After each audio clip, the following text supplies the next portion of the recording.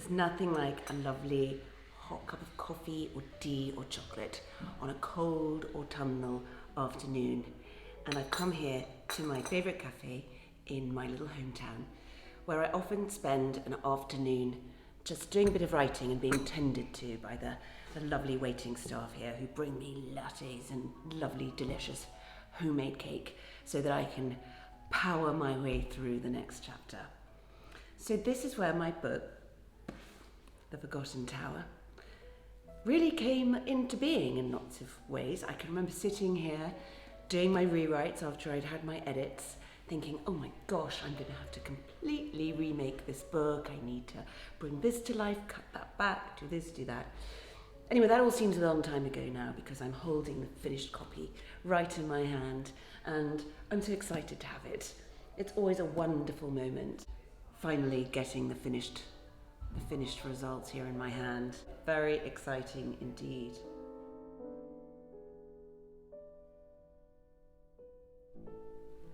The Forgotten Tower, like all my novels, has got two storylines that intertwine. One is set in the past and one in the present.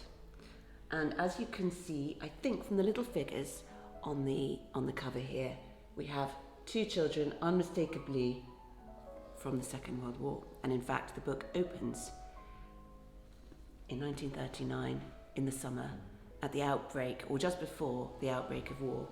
And twins, Miranda and Rosalind, are in the kitchen at Wakefield Castle, the house that's on the cover, and they're making jam, blackberry jam, and into it they are putting a lot of rat poison. And that's because people suspected that an invasion by Germany was really very imminent, and so they were coming up with lots of ways that they were going to trick the invader and fight the invader. And the WI thought that one good way to do it might be to poison a whole lot of jam, and when the Germans arrived, be very British about the whole thing and offer them some scones and jam and a cup of tea, and then watch them basically die of rat poisoning in front of them. So that's a true story, and I found that really inspiring. So that's what my twins, Miranda and Rosalind, are doing on the brink of war. And in the present day, we've got Georgie, who absolutely loves cooking. She doesn't particularly love the idea of living in a castle. In fact, she hates it, but her husband, Caspar, gets her to commit to trying it out for just a year, and the thing that draws her there really is the castle kitchen, which is an extraordinarily huge room dedicated to centuries of feeding people, and it's there that she discovers an old recipe book. And gradually the secrets of the past and the secrets of the present begin to unfold, and we find out what happens to the jam and what happens to the recipe book and what happens to Georgie and what happens to the twins. I really, really enjoyed writing it, and I really very much hope you're going to enjoy reading it.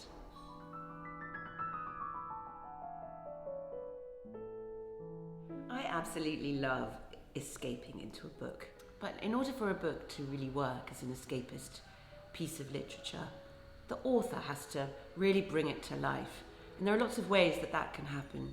So if you're setting a book on the outbreak of war, you need to make sure you get all the period details right, and besides 1940s history, I needed to make sure I had some 1920s and earlier history correct, because the twins live with their aged grandfather and great aunt. Their grandfather fought in the trenches and was comforted by his Fortnum's Mason hampers that arrived.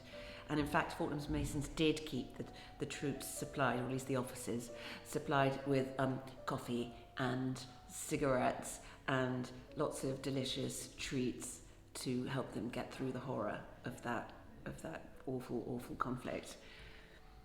The suffragettes were also on the streets at the time trying to get the vote, and some of them were hauled off to prison where they refused to eat, as we know. And the twins' great aunt Constance was one of those. And in fact, Fortnum's Masons also sent hampers to Holloway Prison to keep the suffragettes' strength up, and I don't know how grateful they were for that. So there's quite a lot of research involved, and food has got a big part of my in my book. Georgie, the main heroine in the present day, she's a chef, and food, of course, was a major factor in the war. How are we going to keep our country fed? And I discovered that, in fact, food rationing didn't come in until January 1940.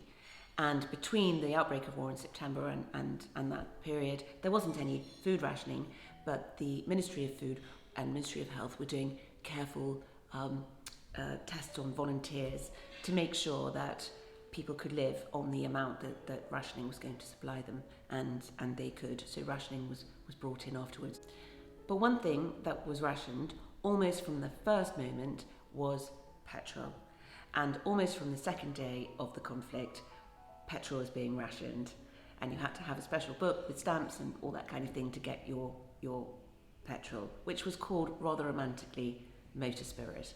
And the upshot was that many cars were mothballed and put away for the duration of the war because there was just no way to keep them running. But I do rather like the name Motor Spirit, and I think that I'd quite like to start a campaign to bring that back and replace the word petrol, because I think Motor Spirit sounds a lot more, well, a bit more environmentally friendly actually, doesn't it? And also much more romantic.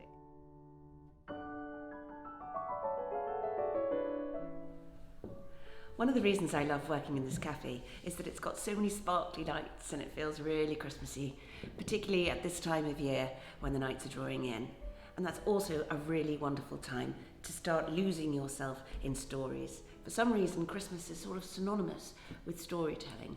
I don't know whether that's some primitive need that we have to gather around a source of light and start sharing stories of daring do and love and adventure and quests and overcoming monsters and things like that. So perhaps that's why we really love spending some of our holidays losing ourselves in a book. I know I always do, and that's why I'm really glad that my book comes out at this time of year, when people are thinking not just about buying presents for other people, but also about treating themselves and buying themselves a little something for their holidays when all the work of Christmas is over and they've got a chance to sort of snuggle in an armchair or stay in bed an extra hour and just enjoy reading a wonderful, wonderful book. And I hope that if you do decide to read The Forgotten Tower, you enjoy it and escape into its pages as much as I did when I was writing it.